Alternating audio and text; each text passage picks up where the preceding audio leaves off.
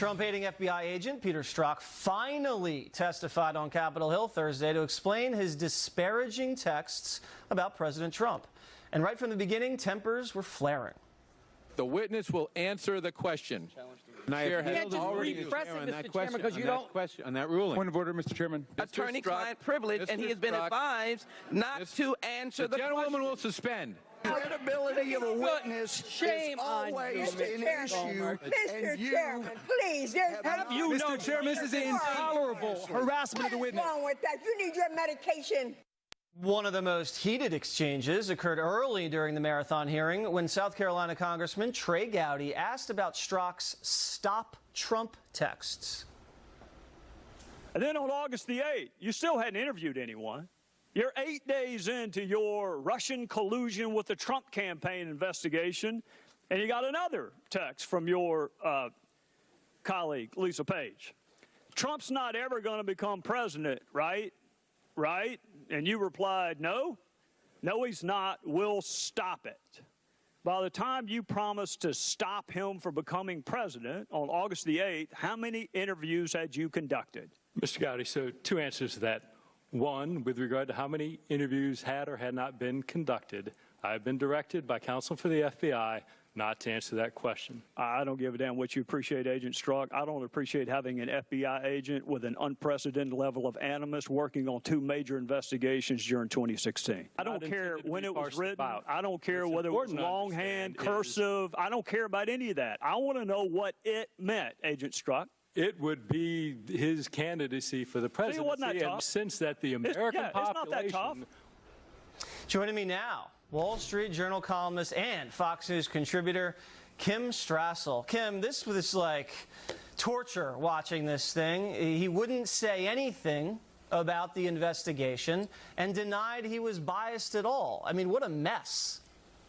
Yeah, you know, the funny thing is even though it was Peter Strzok in the hot seat, what struck me was that there was actually two more powerful players in that room, both working to protect Peter Strzok from having to answer any questions. One was the FBI, which, as you just heard in that clip, there was a lawyer who sat behind him the entire time, directed him not to answer anything that had to do with the Russia investigation. So this is the FBI continuing to obstruct congressional oversight. And the other were Democrats with a whole new strategy for shutting down oversight, which was to interrupt call points of order. It was crazy. That is an actual strategy, and I know that this happens because they do this when it gets really tough. They get in there beforehand and they say, when something gets really to the heart of what the Republicans are getting at, and it's starting to look really dicey for Peter Strzok, we're going to start screaming, calling for order, saying all kinds of ridiculous things and causing mayhem in order to distract and prevent punches from being landed. But you mentioned before about these lawyers that are sitting in the background. You can't, he was asked, you know, are you biased? Are you biased? He says, I'm not biased. And then the Republicans say, okay, prove that you're not biased. And they ask a question about the investigation, and he's told, I can't answer a question about my investigation. So you never get to the bottom of anything. Well, and that gag order was obviously bogus from the start because, listen, by the end of this, that FBI lawyer and probably Christopher Wray was watching this back at headquarters, could tell that the Republicans were at the end of their rope and about to lose it. And so they actually did allow Strzok to answer some questions. Why couldn't have that happened from the start? What other areas is it perfectly fine for him to be able to talk about? But they just don't want Congress to have any details about this investigation. No, they're obviously hiding something because they're withholding documents, and they've basically put a gag order on Strzok for anything having to do with the investigation. Now, personally, I was struck by Strzok's demeanor. I thought he was arrogant. I thought he didn't show a lot of respect. And I thought he didn't think he needed to be bothered by these people. He's going all over the internet viral by some of these ridiculous and bizarre expressions that he made. How do you think he conducted himself in terms of temperament and optics during the hearing? It's hard to see how the average American, how he did himself any favors.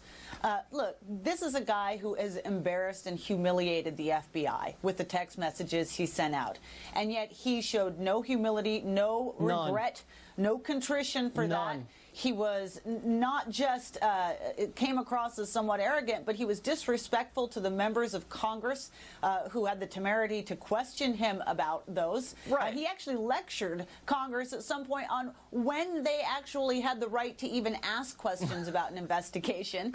And Bob Goodlatte, the head of the Judiciary Committee, had to remind him, he goes, in case you've forgotten, we, Congress, created the FBI. And you don't get to Strzok tell thinks us he's when got we a answer superhero questions. cape on. He's this big crusader to protect America. Meanwhile, he hates half America because he said, oh, I can smell the Trump support in Southern Virginia. Was called out about that, too. Didn't have a great answer there. They actually made Peter Strzok read some of the texts, which was pretty funny. Let's watch this. OMG, he's an idiot. Trump is a disaster. I have no idea how destabilizing his presidency would be. Ms. Page said, not ever going to become president, right? Right? No, he's not. We'll stop it.